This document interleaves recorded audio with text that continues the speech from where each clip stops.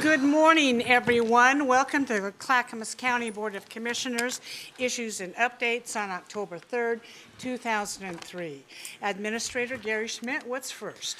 Thank you, Chair Smith. Would you please convene as the Housing Authority of Clackamas County? I will recess as the Board of County Commissioners and convene as the Housing Authority of Clackamas County. This is a request for consent agenda for the Housing Authority of Clackamas County. Commissioner Leenstra was here earlier but was not able to stay, so she will not be joining today. Item 1, adoption of a resolution 1979 for the approval of the mid-year revisions to the 2023 annual plan and moving to work supplement. No fiscal impact. No county general funds are involved. Tony Carter, Executive Director of the Housing Authority. Rod Cook, Director of Health, Housing, Human Services. Go ahead. So we did a public hearing on the 21st on this annual plan. The comments for that are in our attachment O of the document that you have online. And the only comments we received were those we received from Mark Scholl. There were no other comments received after the hearing. So we're going forward to get consent. Questions or comments? Seeing no objections. Thank you very much. Thank you. Chair, would you please convene as the Board of County Commissioners? I will recess as the Housing Authority of Clackamas County and reconvene as the Board of County Commissioners. This next is request for consent agenda for the Board of County Commissioners. First, County Administration, Item 1, approval of a change order with Clackamas Progress Partners for change order number 7. Change order value is $35,134.20. Total value of design and build contract is increased to $229,235,501.20. This is for the replacement county courthouse, by the way. Funding through the Oregon Department of Human Services. No county general funds are involved. Nancy Bush, please come forward. County Operating Officer.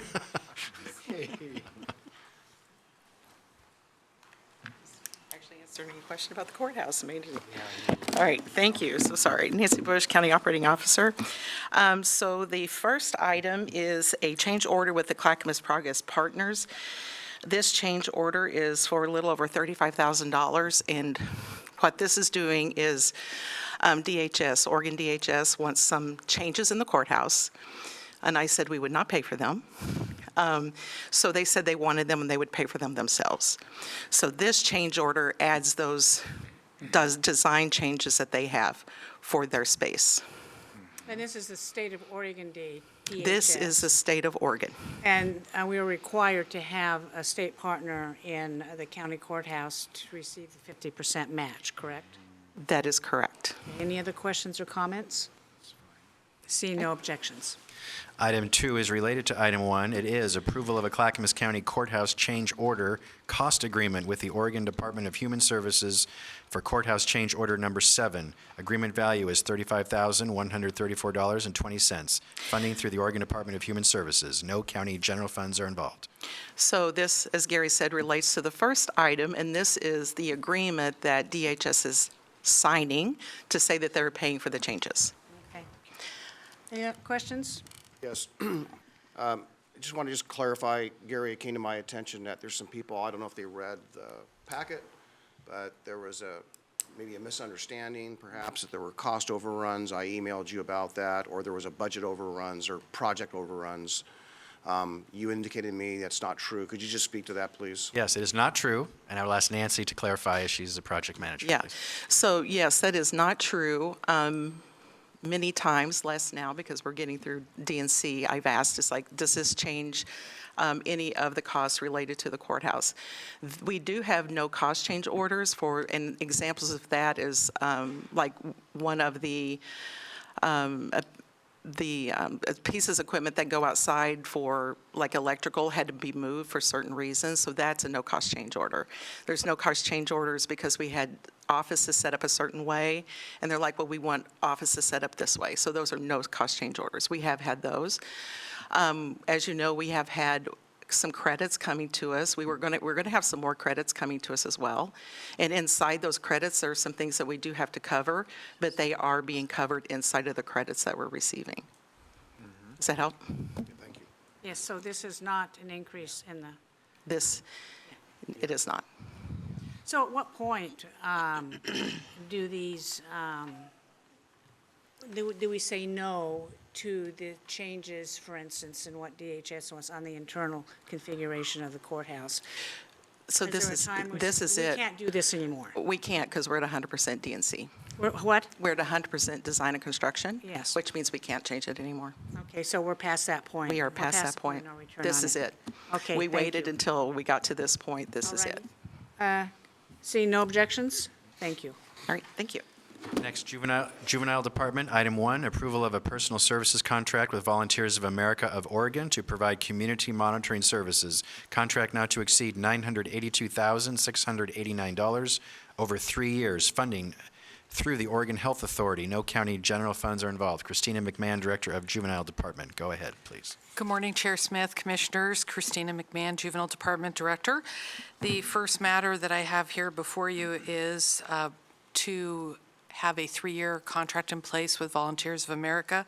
We have been doing a pilot for the last year, and it has gone very well, and we would like to continue that. It's helping us maintain our reduced number of detention beds with Multnomah County because we now have this 7-day-a-week service, holidays, nights, weekends, to be able to give us extra monitoring of these young people to make sure that they're complying with the court's orders when they're released instead of being in detention.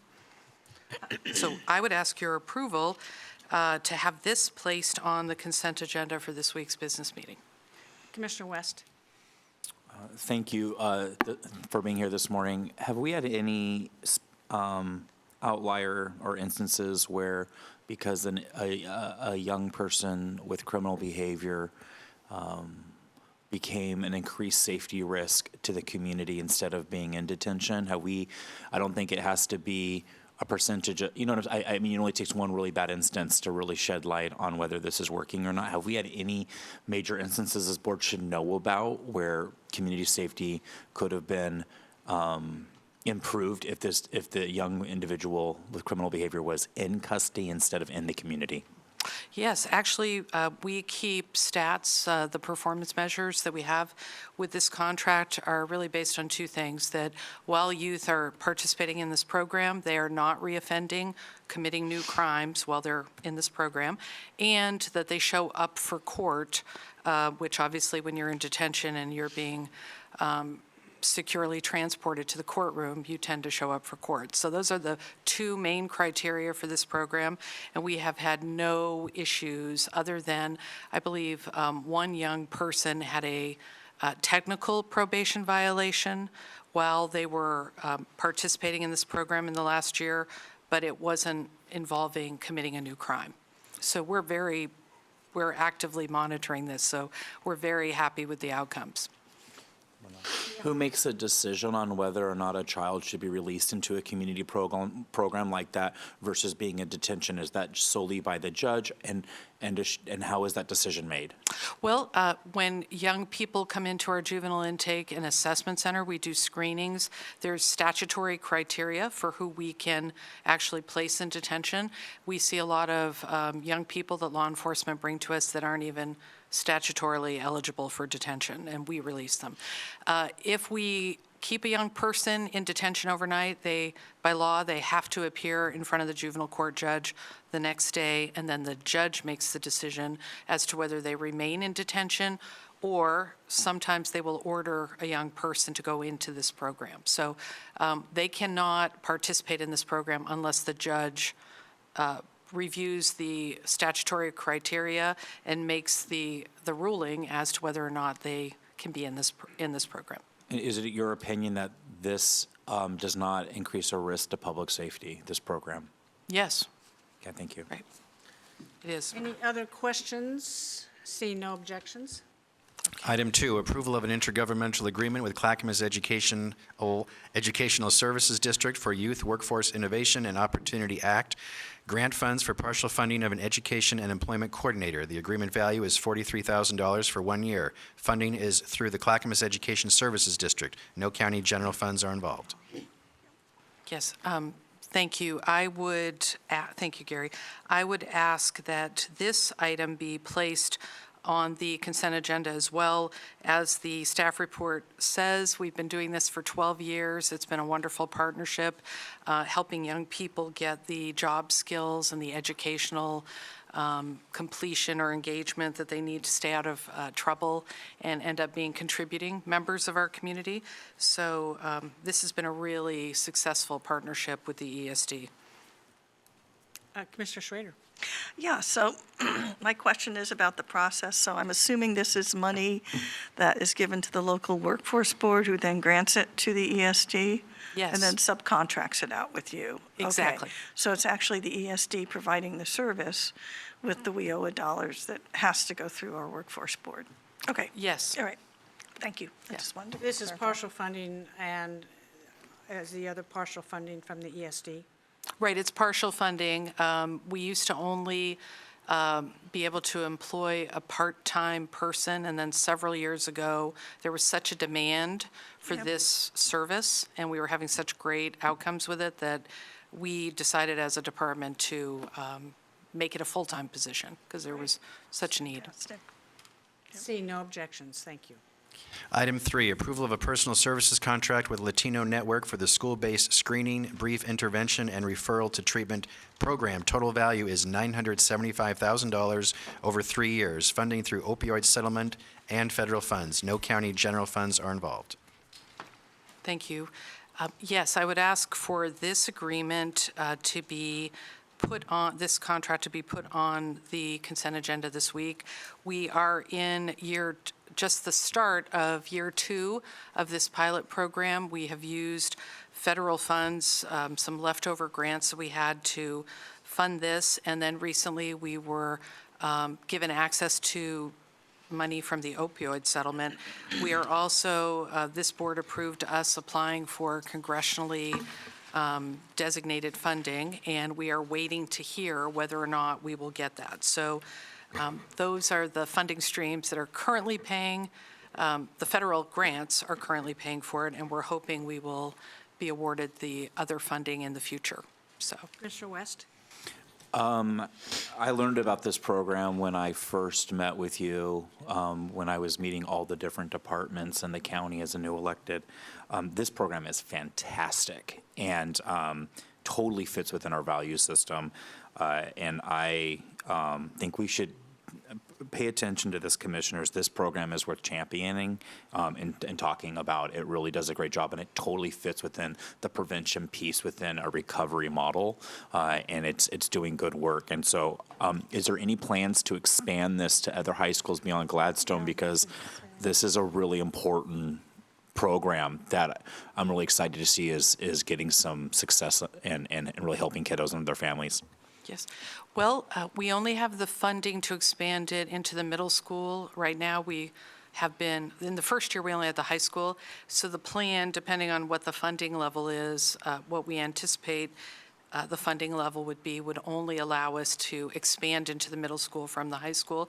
The other part I neglected to mention that is mentioned in the staff report is this contract also includes an expansion of the work that we just started doing May 1st in our Juvenile Intake and Assessment Center. We are now doing this screening, brief intervention, referral to treatment with kids that are coming into the JIC. I hope someday in the future I could potentially come back during a policy session and share some data from what we've been able to gather. As I said earlier, we have a lot of young people who come to us for things like runaways, curfew violations, minor in possession of alcohol, minor in possession of less than an ounce of marijuana. We haven't really had many Measure 110s, but we're hoping maybe more of those young people will come to us. It has been pretty amazing, the information that we're able to gather, and this expansion is going to allow us to connect those young people with family navigation services out in the community, kids who wouldn't normally even be on our radar as a juvenile department. It's such good work.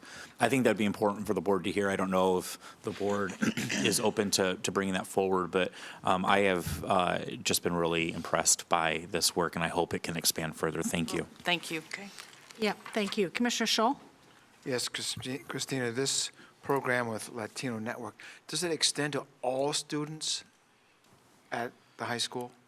It's eligible for all students, correct? Right, the way it works is it's a universal screening at the high school of this is how it's been in the first year, 9th grade and 10th grade students, and then the staff that are engaged with this are working with those young people and their families. There is an ongoing planning group. We originally started with only doing 9th graders, and then it expanded to 10th graders, so I'm not sure if it will expand to the 11th grade or not. But we're open to that. So it's really a partnership with the school district. I see. Thank you. You're welcome. Any other questions? Seeing no objections, thank you. Thank you. Next, Transportation and Development. Item 1, approval of an intergovernmental agreement with Washington County Fleet Services for preventative maintenance and repair services to BMW police motorcycles owned and operated by the Clackamas County Sheriff's Office. The agreement value is $50,000 for 3 years. Funding is through budgeted county general funds. Dan Johnson, Director of Transportation and Development. Go ahead, please. Thank you so much, Chair Smith. Commissioners, we're looking to do an intergovernmental agreement with Washington County to provide services, supportive services for preventative maintenance and repair for BMW police motorcycles. Currently, we don't have any staff within our fleet department that are certified to provide that service. Essentially, from what I've been told, this is a cost savings measure. They have been working directly, they meaning CCSO, the Clackamas County Sheriff's Office, have been working directly with the dealership. And haven't been getting the service they thought was sufficient. And so basically Washington County offered to cover some of these costs and provide some of these services. We did have a talk about certifying some of our fleet staff to provide these services, but what's happening right now is there's a transition with those motorcycle fleets. They're moving from BMWs into a different brand, I think it's Harley Davidson. And so we are having discussions around what this fleet will look like in the future, and if we want to certify somebody on our fleet staff to provide those services. I also can tell you these dollars are budgeted, because I'm expecting that question. They are basically within their equipment and maintenance line budget for CCSO. I'd be happy to answer any questions you might have. Commissioner West? I think you answered. I was just curious why we have, I mean, it's a European bike, right? And I'm probably a little more specialized with maintenance. Why we have bikes that aren't easily maintained with our own staff. Or I'm just curious why BMW and why, like you mentioned Harley Davidson in the future. Couldn't answer the whys and the whats around what selection of motorcycle our service partners choose to use. Okay. But fundamentally, they have the option of getting preventative maintenance and service from the dealer or through certifying staff or other jurisdictions to partner with. Would it ever make sense for us to hire our own certified person? Do we have enough bikes to justify that? We're having that discussion. Once this fleet of motorcycles transitions, the discussion is, do we want to certify somebody on our staff to provide that service? And we're having that discussion right now. I think it's ever affordable to maybe have a more common bike than a BMW available, or something not as BMW-y. like I'm here representing Fleet Services, not the Sheriff's Office, so I can't really respond to the quality and or make and or model of the vehicle. I just don't. Thank you. Fair enough. So how many motorcycles do we have in the fleet? I have no idea. I can get back to I you on don't that. see a whole lot of them on the road. I was just curious. I'd be glad to email the Send us board. an email, yeah. Let you know. Yep. Commissioner Savas? Yeah, just the dollar amount of $50,000 will not pay for the parts and maintenance requirements, and one FTE far exceeds $50,000. Yeah. So this is well worth it, and I think it's a good cost reduction effort. So I would continue on, and hopefully they'll look at the maintenance. So whether they change the fleet or change the brand type, they'll look at the long-term maintenance. Best way to provide that service, yeah. But you're right. I don't see them in my area, and didn't know we when they had do them. traffic, they do it usually by a grant or something like that. But I see them from time to time, but not very often. Okay. Yeah, I don't either. That's okay, whatever. We'll let you know. I assume there's a reason. Yes, thank you. Seeing no objections, thank you. Item 2, approval of a contract amendment number 5 with Opsis Architecture for construction administration services to support construction of the Gladstone and Oak Lodge Libraries and the Concord Park. Agreement amendment value is $1,007,820. Total contract value is $6,089,130.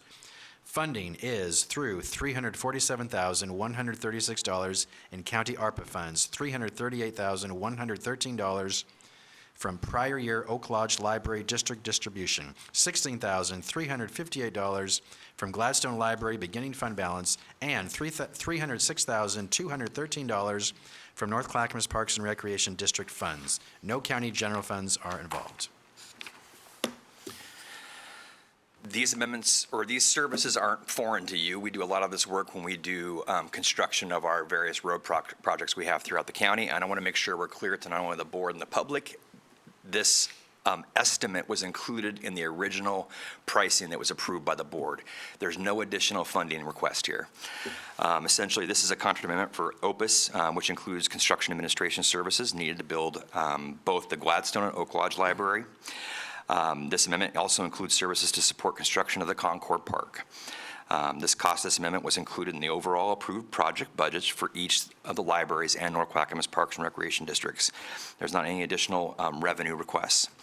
Essentially, there's a variety of services here. They're identified within your staff report, but basically this is general project assistance and project management, attending regular project meetings, reviewing and checking a project documents and to ensure those documents and submittals are consistent with code, regular site visits, review and responding to requests for information. Those requests for information come in from our various contractors to clarify drawings, specs, et cetera, and just overall general administrative support. I'd be happy to answer any questions you might have. Commissioner Savas. Yeah, thank you, Dan. I don't disagree with anything you said. I appreciate, your summary.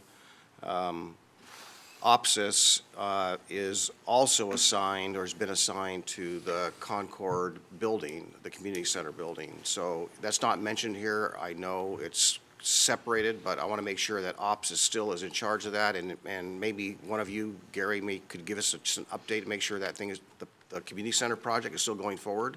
I know it's not part of this, but it's been kind of quiet. It's been one of the questions from the community that's been asked, and I can't respond because I don't know.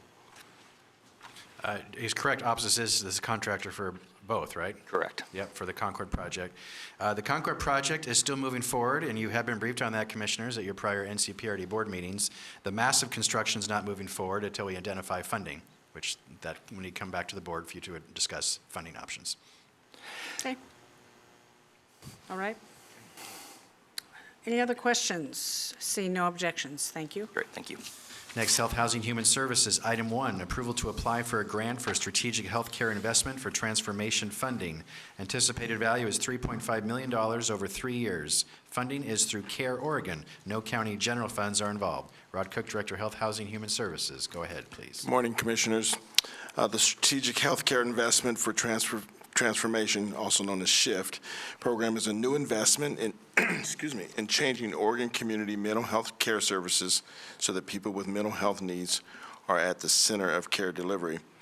This program will provide investment to prepare our behavioral health program to enter into a value-based continuum. This is a very competitive investment. We may not be accepted for the program, but we're going to give it a shot. The future of healthcare reimbursement is moving to a value-based pay, where the focus is client-centric and based on outcomes versus a fee-for-service model. Interesting. What does that mean? Do you want me? Go for I it. would love to, unless you want to. I'm sorry, I don't mean to cut you off.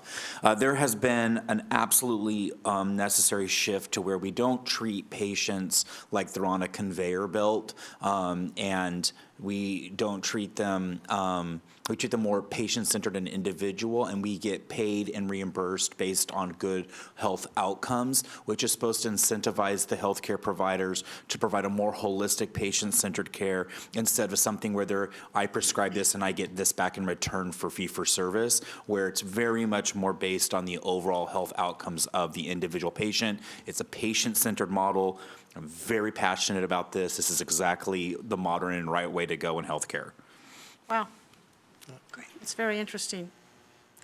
It used to be that, and maybe still is, doctors could only spend so many minutes with each patient, and they could not have a conversation about their overall health. I'm going to the doctor I have a sore throat and earache, let's say. Well, they can't talk about anything else, which is not holistic. So how far along the continuum are we on this? Are all healthcare facilities and organizations using this model? We're in the coordinated care organization. That's where we get a lot of our funding. So at least as it relates with Oregon Health Authority relationship to the CCOs, and we get funding from that, that's being, Okay. this is going to amplify So just this. government entities so far is what you're saying. We don't know, for instance, what Providence is doing, or Kaiser Permanente, or any of those groups? I can speak, at least for OHSU, has been moving more and more towards this model.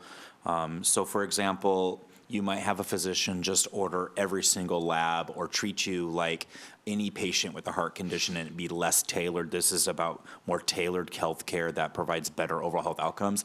And so it's like health cost, it's a savings and a better value system within this model. And there has been a concerted effort through Kaiser, Providence, and OHSU, our big providers, to start to shift in that direction. You can't turn big ships on a dime. No. But I can tell you, even in my own practice, how in the last 5 years, I have seen more and more patient-centered care be implemented and strategies around that.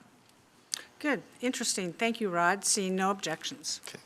Item 2, approval to accept a revenue grant agreement from the state of Oregon to continue the mental health court specialty court program. Agreement value is $176,280 for 2.5 years. Funding through the state of Oregon. No county general funds are involved. Yeah, recently you approved us to apply for these funds. So this has happened fairly quickly, quicker than we usually would have this come to you. But basically, this is a request to accept the funding from a revenue agreement for renewal application to maintain funding assistance for the current Clackamas County Mental Health Treatment Program, which will aid participants with treatment, housing, and other supportive services of our specialty court. Questions or comments? Seeing no objections. Item 3, approval to accept a revenue grant agreement from the state of Oregon to continue the adult drug court specialty court program. Agreement value is $193,448 for 2.5 years. Funding is through the state of Oregon. No county general funds are involved.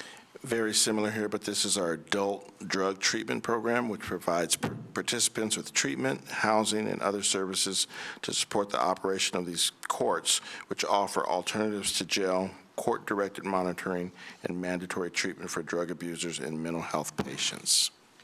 Does the 193,000 plus, is that fully funding the program? I'm going to have to get back to you. I don't believe so, because it's a collaboration of sorts, but it's probably, if I had to speak out the G, it's funding the staff that brings that event together. But there's all these other partners who are involved, like when you get the referral that comes out of that system. So I want to say to you, this is fully funding it to exist, but there's other expenses to actually treat the patient as they come through the system. And I can get you that if Yeah, I assume there's other funding streams besides this one. Yes. I have sat in on court in judges' chambers, and there were so many people involved, and I can't imagine that this would be the only monies involved, but I don't know that much about it. Commissioner Schrader. Yeah, I guess my question is does some of the marijuana money go to this particular, what I'm trying to get at is that this seems to be a public safety fund that diverts people from jail into treatment. So how is that? I guess maybe it's more of a DA or judge discussion. I'd have to defer to Gary on how the marijuana funds are being expended in the county. It's not specific for this program. Not specifically. It's a long story, but yes, we get the money from the state. Some of it is directly allocated by the state where to go, including most of it to social services and H3S. Other are discretionary funds that you get to decide each year how to spend. Where it's going to go for the drug court. Okay. And so this is part of the public safety system, so people don't go to jail, but they have a drug charge against them, correct? Absolutely. And what you're trying to do is to move them away from incarceration. And so Yeah, this is because- a public safety function that actually isn't designed to be punitive, but to really move people into treatment. Yes, So- and I think the DA, sheriff, law enforcement, all of public safety would agree with you in that, just locking them up is that's the hammer we all need, but there's the services that you want to help that person rehabilitate. So it's all part of that continuum. And I'm assuming it could use more funding than it already gets, which Oh, is kind of why, absolutely. yeah. Always, Okay. yes. Thank you. Commissioner West? It is also my understanding that much of the marijuana revenue now goes towards Measure 110. Measure 110 would not allow this use under its current policy. So Okay, unfortunately, that's though what it was my works, question. this would be antithetical. This work is antithetical to Measure 110's mission and what they're doing. So I think that probably plays a role too. Yeah, and see, that's what I'm not trying to get into a Measure 110 discussion, but this is something that I know for years has worked. And as I said, it isn't about necessarily criminalization as much as it is another nexus to enter into a recovery model. And that's what I think maybe needs to be changed as we move forward with a, yeah. Yeah, Commissioner Schrader, the only reason why we can actually use the justice system, which is wildly successful, these programs are crazy successful, is because they already have an intersection with the justice system. So the judge can also say, oh, maybe there's addiction involved in this also, and give an opportunity to help spur people Okay. to treatment. But Measure 110, just somebody openly using fentanyl on our street corners, could not have access to any programs like this because of Measure 110. The sole reason to have to go into treatment cannot have a criminal component to it. So these people have a nexus because there is already some type of violation of the law, and Right. adjacently they just happen to maybe addiction. So we have access to this, but anybody else in the population, unfortunately, is just kind of left to their devices. See, and that's in where despair. I think maybe the issue, I don't want to belabor this point, but the issue is there is a model out there that works if we fund it, and it really isn't designed to criminalize, it's to understand that addiction, Nobody wants, I don't Nobody- believe there's any people- yeah. appetite in Oregon to criminalize anybody, though we want an effective justice system that allows us to get people into care and treatment when they no longer can rationalize for themselves what they need. And sometimes you have to use an accountability piece to get people in there. Unfortunately, Measure 110 removed that piece and decriminalized those efforts and took those tools out of our toolbox. so I think, thank you, okay. Specialty courts are very good. I'm a big proponent of specialty courts. I wish we had more in the state, and I wish the Oregon legislature could recognize that. Thank you, Rod. Seeing no objections. Next. Item 4, approval of an amendment increasing funding for a revenue intergovernmental agreement with the Oregon Health Authority for financing of public health services. The amendment value is $543,963 for 1 year. Total agreement value increased to $3,739,199.59 for 2 years. Funding is through the Oregon Health Authority. No county general funds are involved. Yes, this amendment funds the local public health authority for statewide tobacco retail licensing inspections, focusing on compliance, minimum legal sales age, and complaint inspections. Oregon Health Authority trains inspectors, provides inspection forms, and accesses a statewide database. Questions or comments? Commissioner West? Talks about, am I looking at the right one? Public health intergovernmental agreement, 543, da-da-da. Yeah, so it talks in here a little bit, maybe a tobacco prevention, but then we're talking about Oregon Mother's Care, HIV intervention outreach services. How does tobacco, HIV, and mother's care all intersect here? I think what you have is a braiding of funds. It's creating that foundational ability to have FTE that can deal with all these preventative type Preventative efforts. umbrella. Okay, Yes. thank you. Seeing no objections, thank you.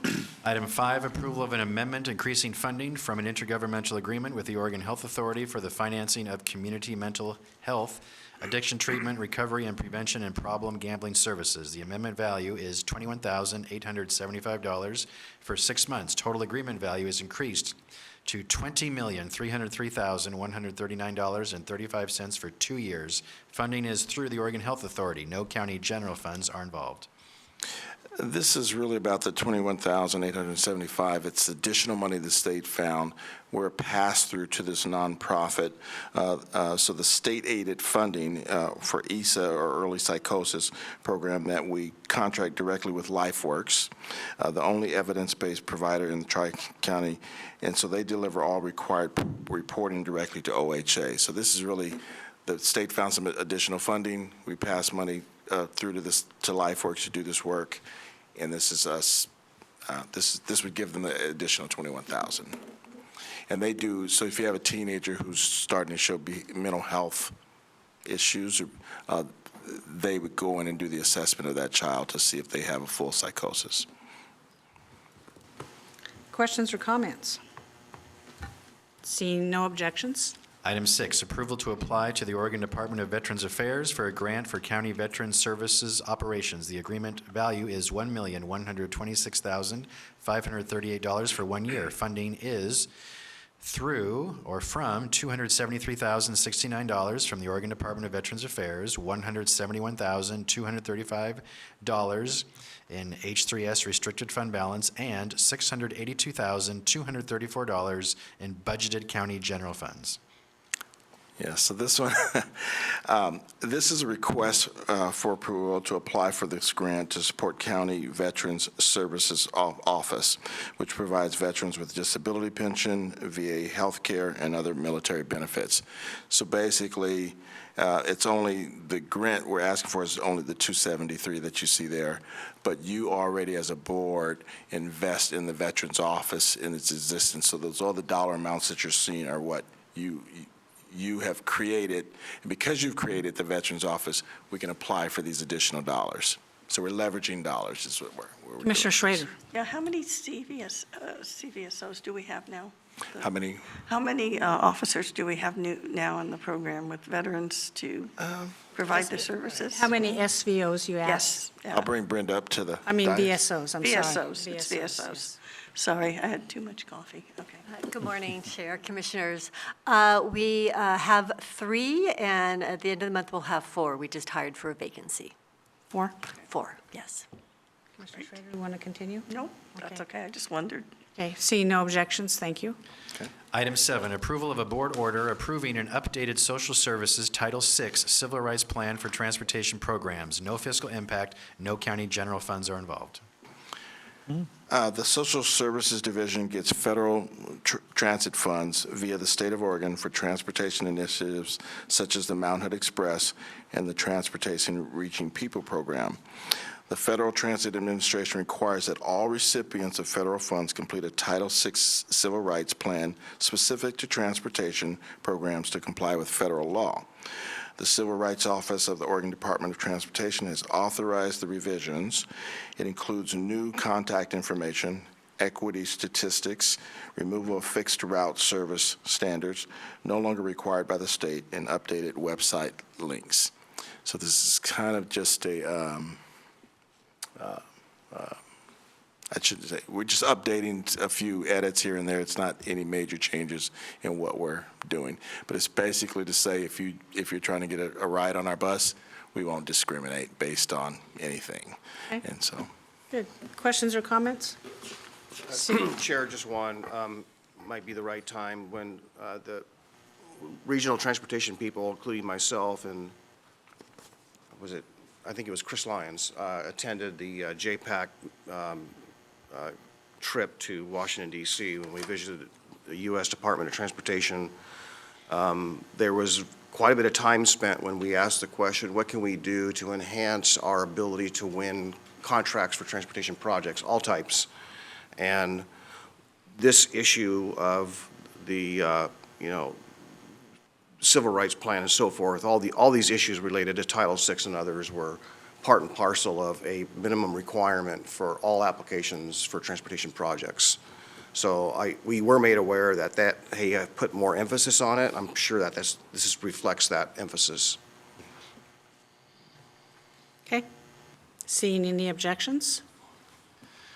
Thank you. That's it. All of these items will be on this Thursday's business meeting consent agenda.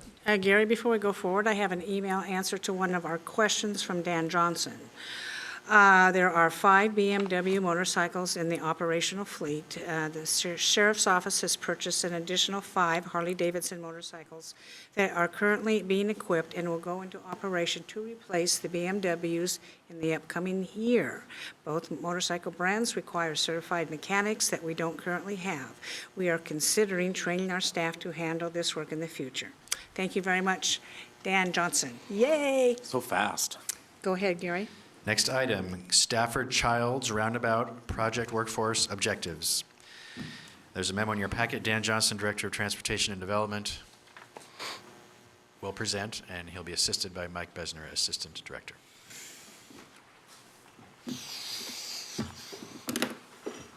Chair Smith and Commissioners, thanks for the opportunity to come before you today. Essentially, we are here. We have workforce objectives that were approved by the prior board, essentially commonly referred to as Construction Career Pathways Program, C2P2. And we've had a lot of discussion, and for those of you who, the material in your packet will explain this in more detail, but essentially that framework establishes tiers for projects. There's Tier 1, basically less than $1 million. Tier 2 is $1 million to $10 million, and Tier 3 is basically greater than $10 million. And then it identifies certain requirements or programs to be implemented. So they have, for example, workforce agreements. If you're at a Tier 3, those workforce agreements are around expectations, around apprenticeship programs, anti-harassment, workforce benefits, et cetera, and workforce development. When we adopted and worked collaboratively with the board's office during the development of this program, we had noted the fact that a lot of this construction activity doesn't fall really in the realm of union-based support for the types of projects that we build. We don't have basically a rogue construction union out there that supports this or has objectives for apprenticeship programs and things of that nature. This program is really focused and highlighted when you look at vertical construction around electricians and masonries and all the good work that they do there. And so essentially, we are here to kind of ask for a, I guess it'd be a waiver or an alternative for a project that we have, which is basically, that's the Stafford Childs Roundabout project. That project is greater than $10 million. It's estimated at about $16 million right now. And what we're looking to do is basically, we've had discussions with our partners around the region, and what we'd like to do instead of the agreement is essentially propose an alternative, which consists of minimum apprenticeship hours requirements associated with this project.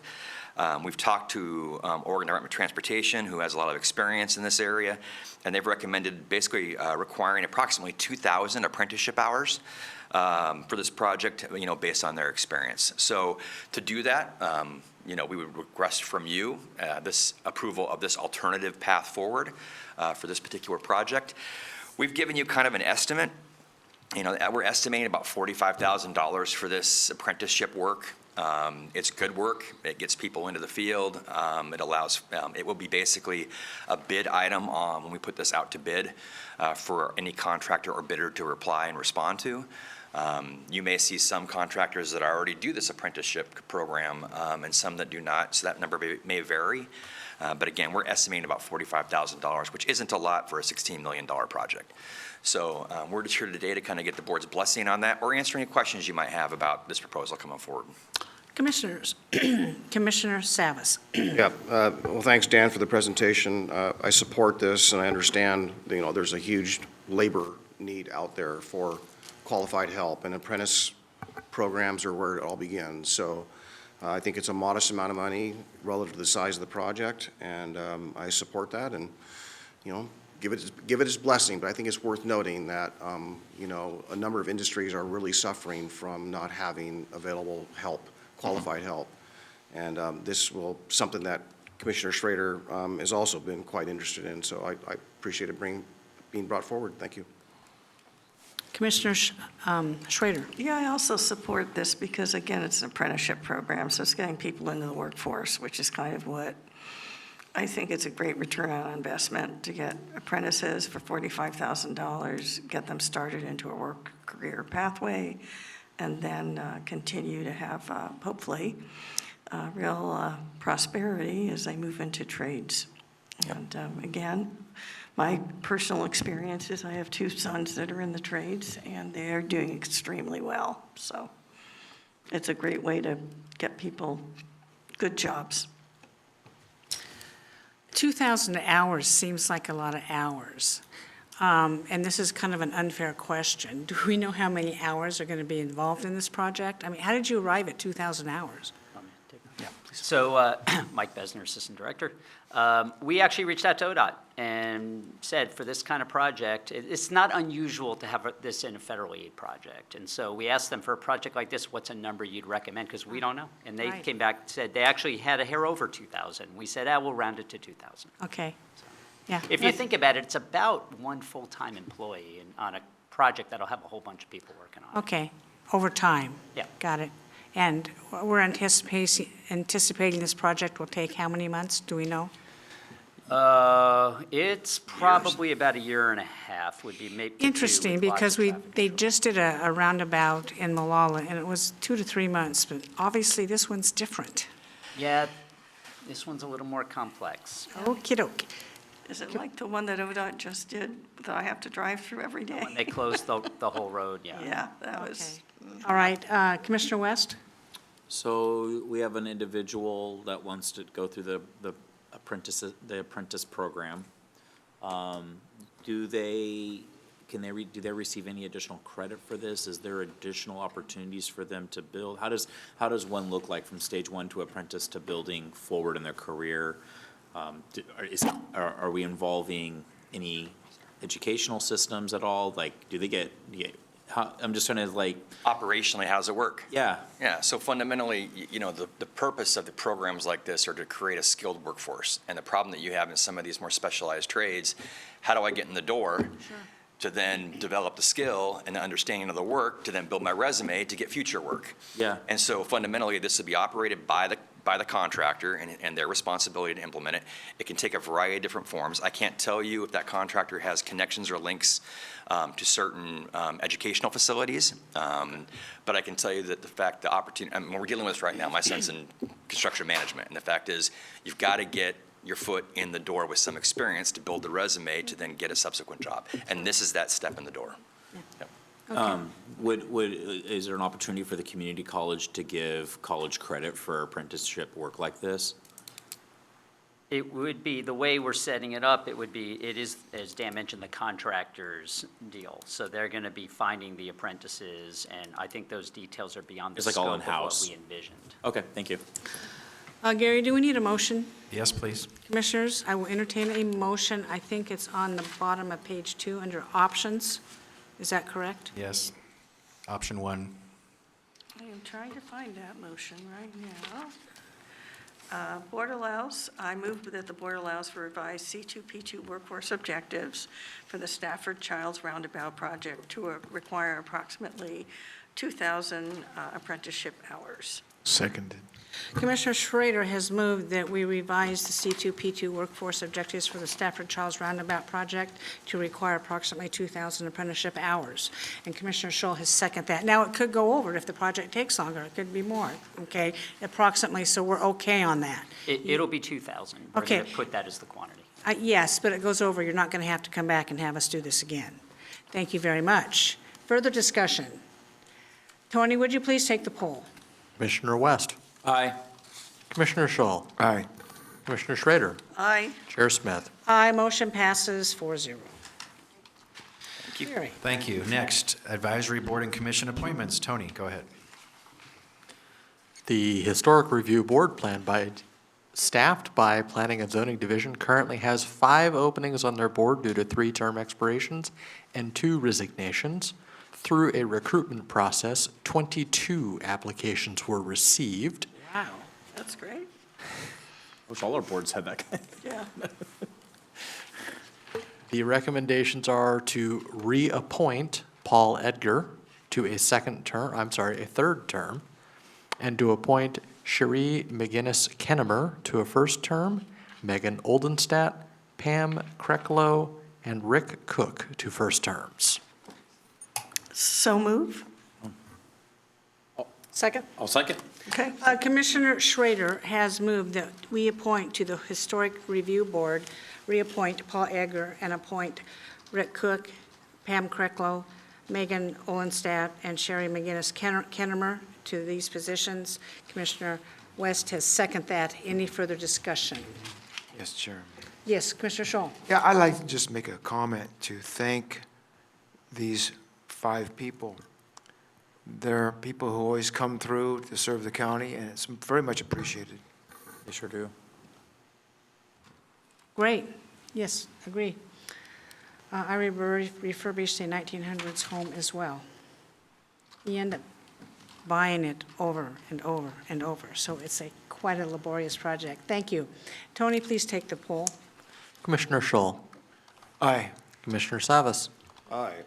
Commissioner West, Aye. Commissioner Schrader, Aye. Chair Smith. Aye, motion passes 5-0. Gary, what's next? Next, review of your business meeting agenda for this Thursday, October 5th, 2023 at 10 a.m. You will have a public hearing on transferring a portion of Southwest Stafford Road and all of Frog Pond Lane to the city of Wilsonville. You had a policy session on this a few months ago. And all the consent agenda items from today's meeting you discussed and your normal course of business. If you have any questions on any item, please let me know, and happy to answer it for you prior to Thursday.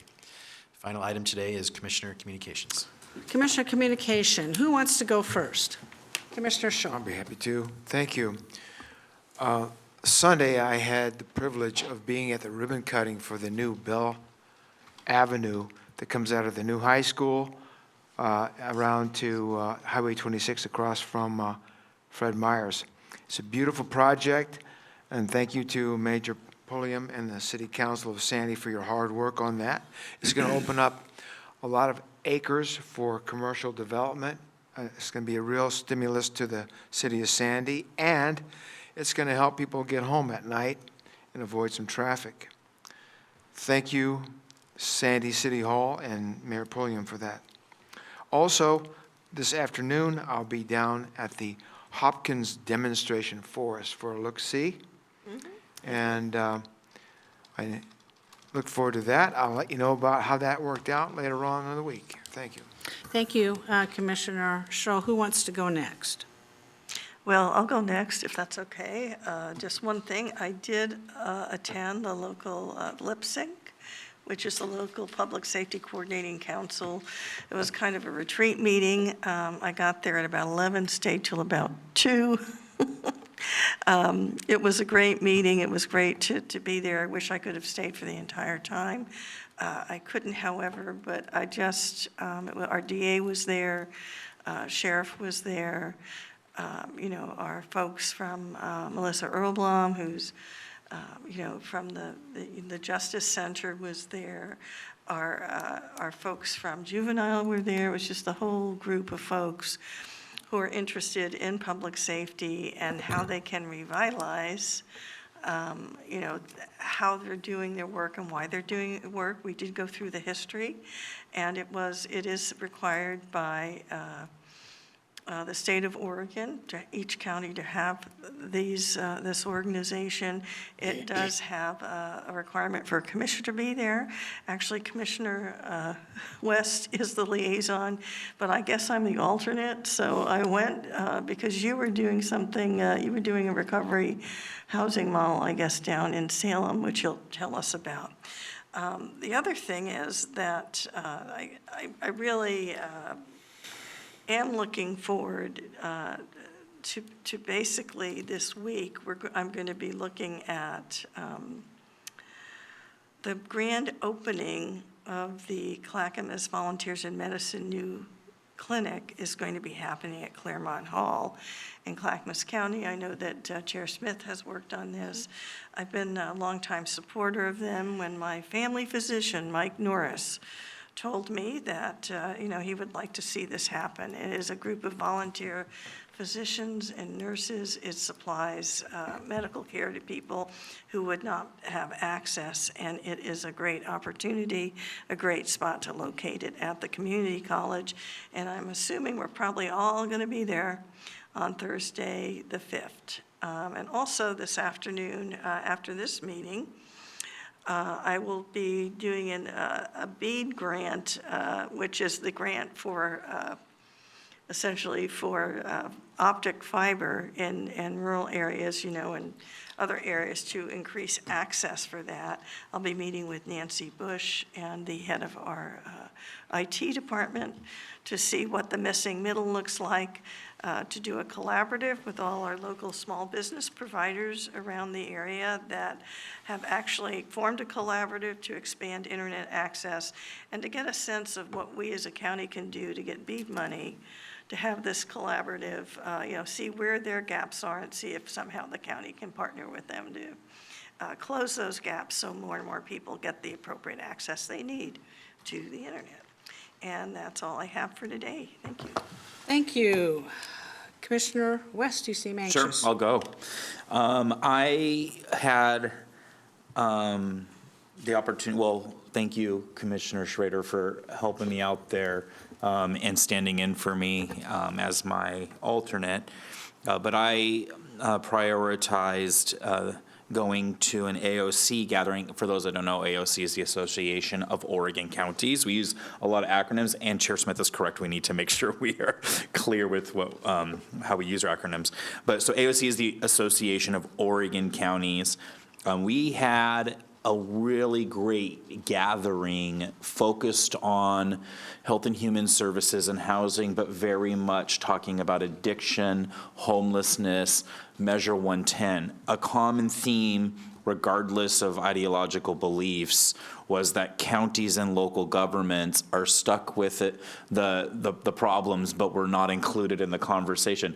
I know Commissioner Savas has pointed out astutely that also happens with transportation. So the state often mandates and funded and unfunded, and puts us in difficult positions where we're stuck with having to govern at a local level and to find solutions, even though there's not great collaboration from the state. So it looks like there's momentum to quickly be bold on the county level across the entire state to start to assert a value system that reflects the needs of local government, and starts to talk about a recovery-oriented system of care. I believe, once again, it's another example how Clackamas County has been a leader in this space, and other counties are looking to what we have done and what we've already asserted and what we're planning to do. They're looking to us because we've shown that strong leadership, and now we're influencing other counties of all sizes throughout the entire state. So that was great. We had very detailed, sometimes a little bit heated, but productive conversation that has never happened at AOC before in this capacity on this topic. And we were front and center, along with Marion County, I think, on being real leaders about what this looks like. It was really fun and impressive. I'm also going to be continuing this conversation. We have district meetings with AOC. So we're in District 8, for those of you that are listening, and there's no reason why you would know that, but we're in District 8. But we're going to continue this conversation in Hillsborough. I believe the chair is going to be there too, and maybe some of my fellow colleagues, as we once again begin to be clear in our leadership on this issue, how we explain what we're doing is different than what we have been seen done throughout the entire, not just in Oregon, but in places where this is a chronic and persistent issue, like in LA, San Francisco, British Columbia, Seattle, and whatnot. So we're going to continue to meet and to collaborate. They want to have a policy position and some asks in the next 2 weeks that are adopted by AOC that can be ready for the short session. Legislative days is coming up, and then we have a retreat in November. I think even at the retreat, You mean the conference? Yes, thank you. And at the conference in November, but there's legislative days right before that. And then we go into a short session in February. So they're trying to move very fast with a lot of cooks in the kitchen to figure out how to do this.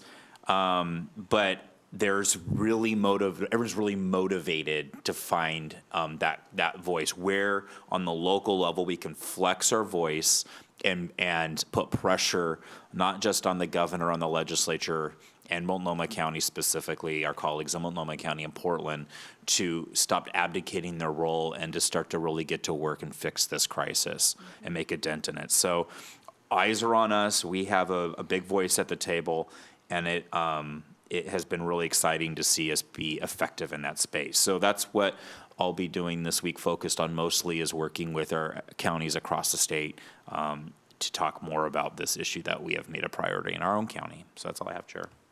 Okay, Commissioner Savas? Yeah. Well, I unexpectedly got ill a couple of weeks ago, so I apologize for my absence during that week. And last week was scheduled to be some personal time with my family, but that didn't go so well because I was still recovering from a bad head cold, sore throat. So I'm still getting my voice back, but I'm still kind of weak. A lot's happened in the transportation world. 2 Mondays ago was the Regional Tolling Advisory Committee, or 3 Mondays ago now, I guess, 3 Mondays ago. That was in Portland. That was quite frustrating for a number of people, where we talked about one of the options that Clackamas County supports, which I brought to you, which was the express lane model, a model in which not all lanes would be tolled, but maybe perhaps 1 or 2 would be express lanes, giving people the choice and a free option.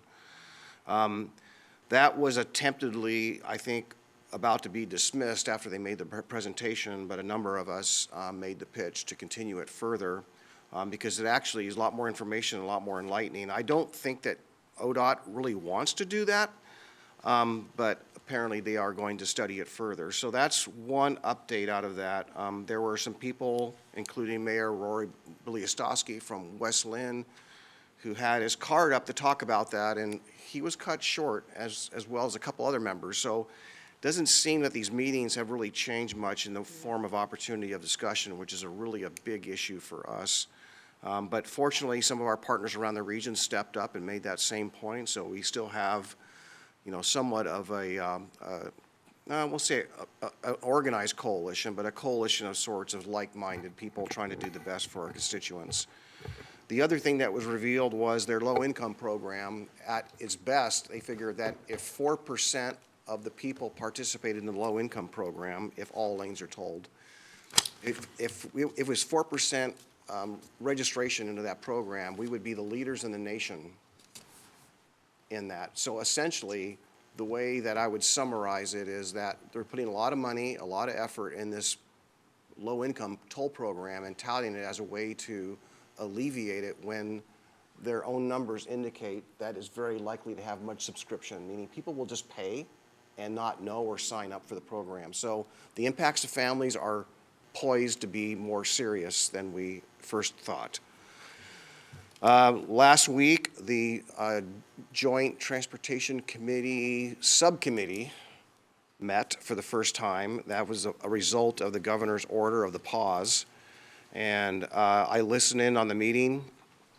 Our state legislator from Clackamas County, Representative Nessa Hartman, did a great job in that setting. There was a lot of topics. I would encourage you to watch it.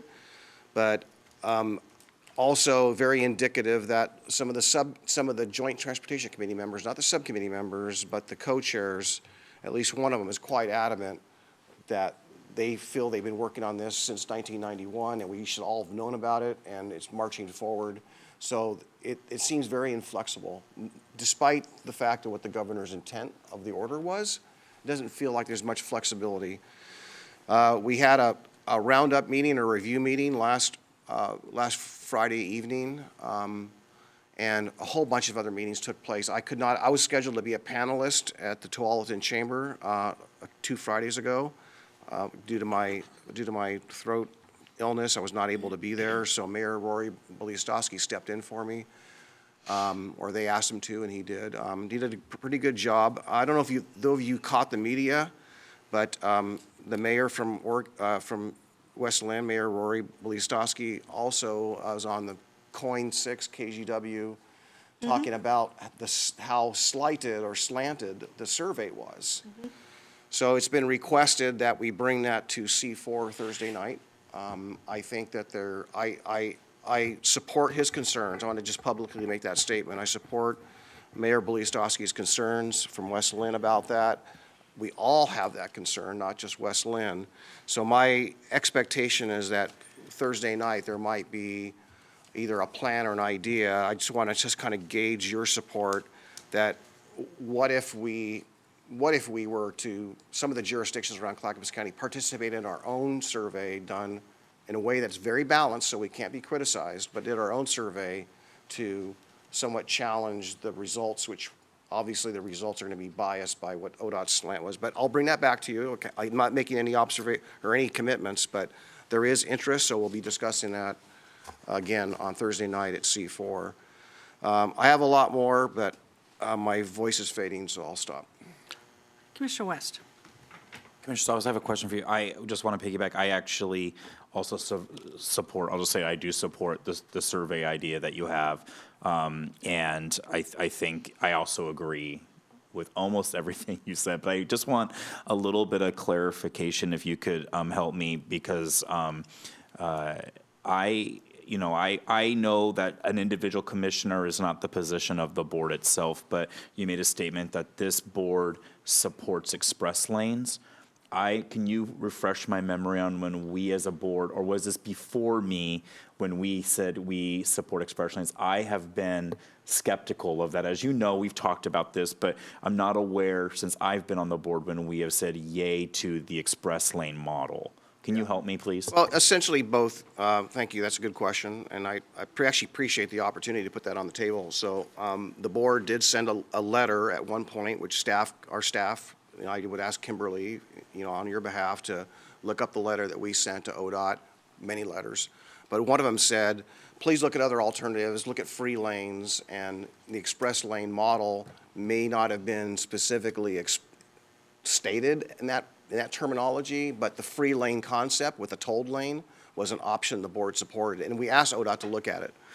So that actually had come back up here about a month ago. I had brought it up because it was going to come back on the table at RTAC before the meeting, and we floated that idea, and I think you were here. You may not have been here, but there were, again, head nods to support that we still have maintained that position.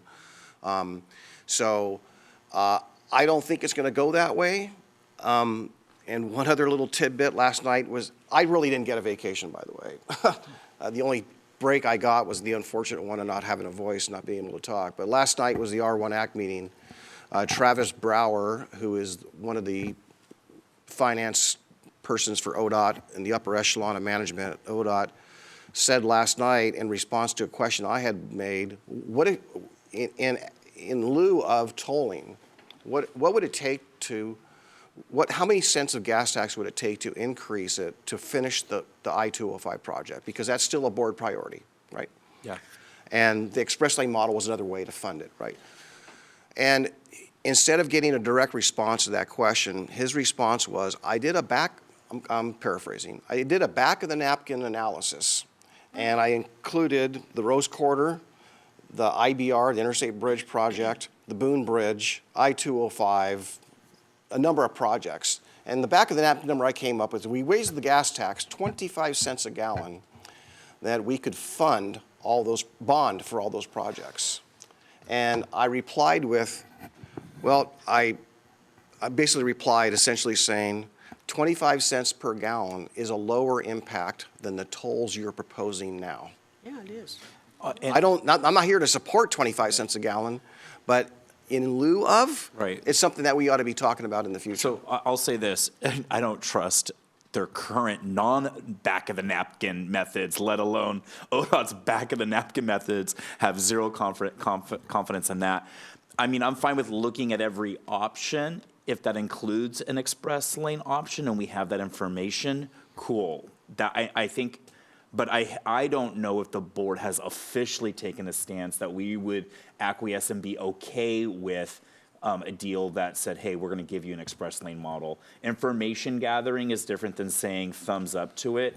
So I campaigned on, and I have been very vocal about the tolling existing highways and freeways in the way that ODOT's proposing it, and been a hard out on. So I'm just trying to be consistent and have better understanding about where we are as a board. Right, and I think we can review that, frankly. And the other thing I'll just say, I think is really, really important, is that we have been advocating, and I've been advocating on behalf of the board and in the county and the other region, across the region and the state, let's have a funding discussion about alternatives in lieu of it.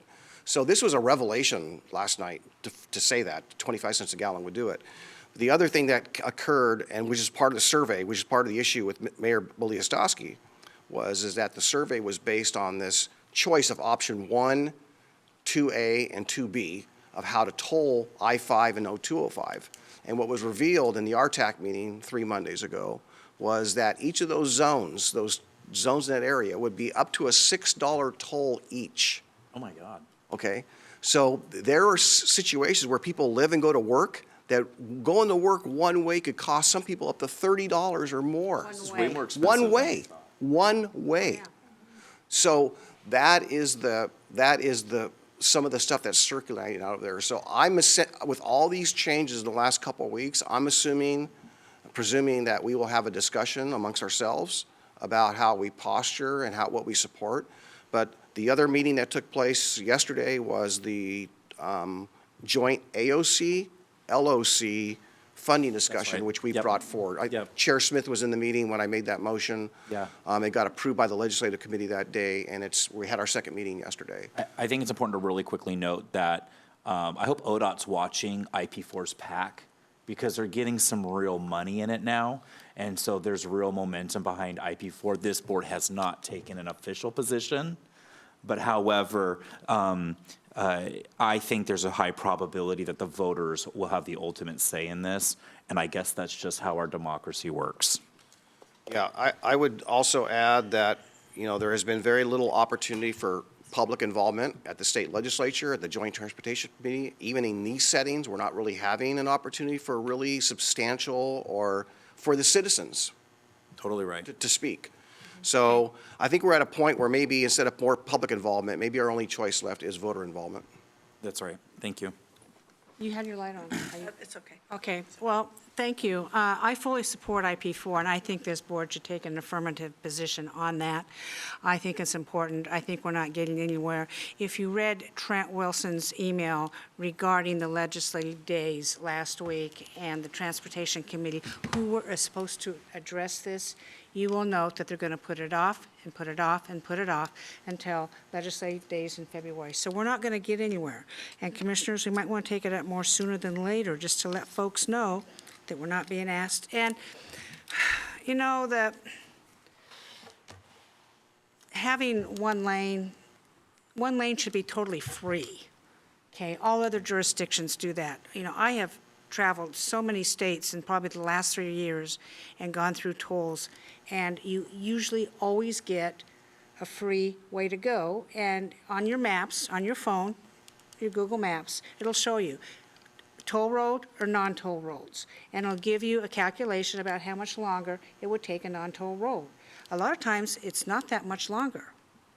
And I did do an experiment in August when we went to Chicago. I said, let's go through the toll roads. I'll pay them, because it was kind of my research. By the way, Gary, I didn't bill you for that. Okay, and in a very short amount of time, Funds are involved. in 30 minutes, we went through 4 tolls just one way.